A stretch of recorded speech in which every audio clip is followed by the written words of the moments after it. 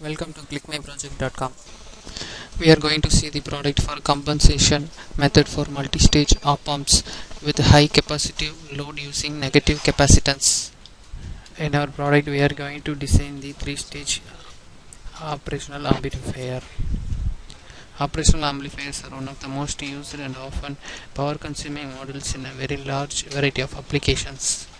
Op-amps are characterized by specifications such as low frequency gain, gain bandwidth product, output swing, input noise density, power consumption, etc. Among all, the gain bandwidth of the op-amp is most dependent on the power consumption. This means that higher GPW often leads to higher power consumption. The demand for extra power is even more severe when the op-amp is to drive a large capacitive load.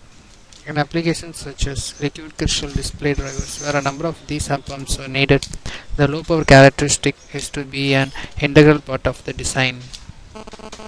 Two-stage op-amp often present high gain and wide bandwidth at the same time.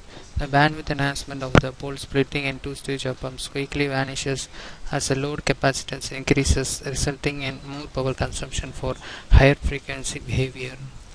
For large capacitive loads, three-stage op-amps are used in low power and low voltage applications. The conventional Nestor-Miller compensation method for three op-amps, however, consumes considerable power.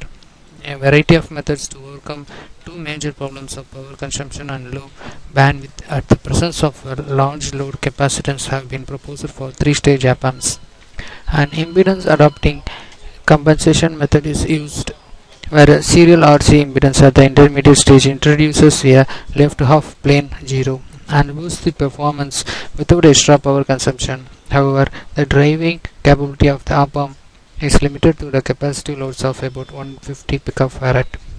Current buffer Miller compensation is used with crash feed-forward paths in or with dual active capacitive feedback to drive a load capacitance. Instead of adding an LHP0, a negative capacitance circuit can be used to lower the effective capacitance of a critical node.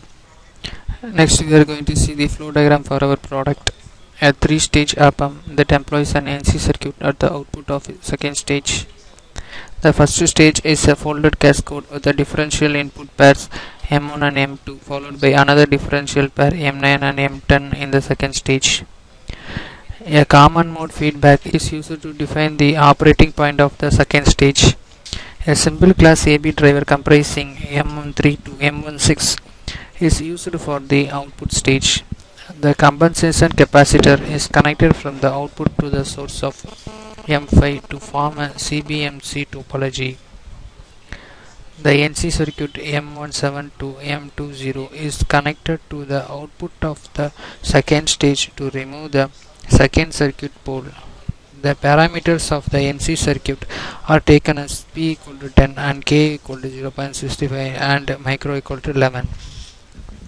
The NC circuit power consumption is 60% of the total power consumption of the op-amp.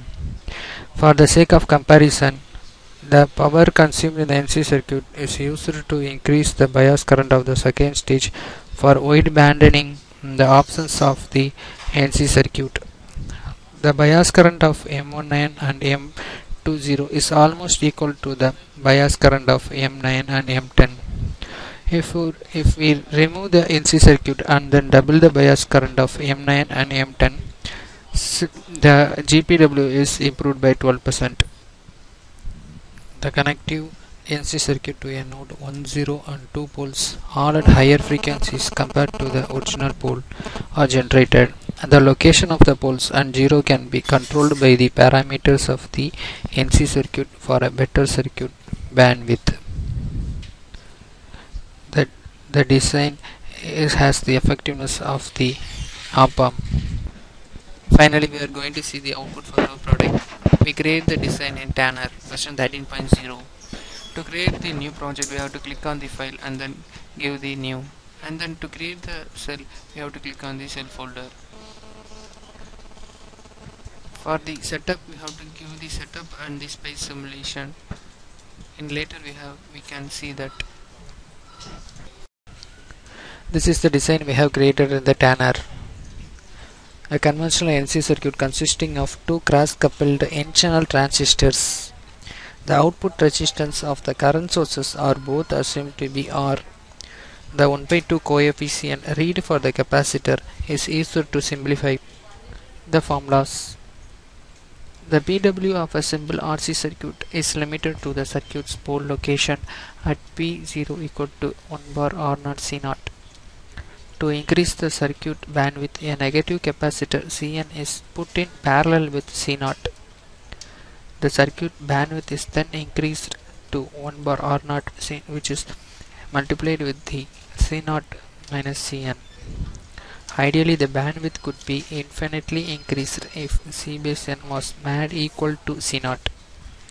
In reality, however, Cn is not just a negative capacitor and is to be replaced with this half circuit model obtained from by replacing C base n with this model and assuming Cg is less than C and C0.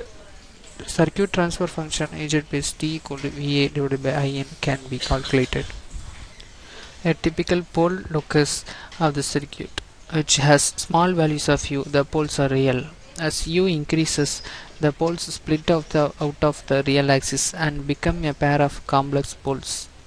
As U is increased further, the imaginary parts of the poles reach a maximum and then the branches of the locus return to the real axis. From then on, for higher values of U, one of the poles moves to high frequencies and the other pole reduces to Pn. The circuit PW, which has a function of U, is plotted. The Gm and Gm3 are the transconductance of the first and third stages respectively. Ca1 is the compensation capacitor and Cl is the load capacitor. The gain bandwidth reduces when the load capacitor increases, which make not suitable for the applications with large load capacitance. To alleviate the problem, let us consider the three-stage op-amp with the compensation capacitance Ca followed by a current buffer GMC.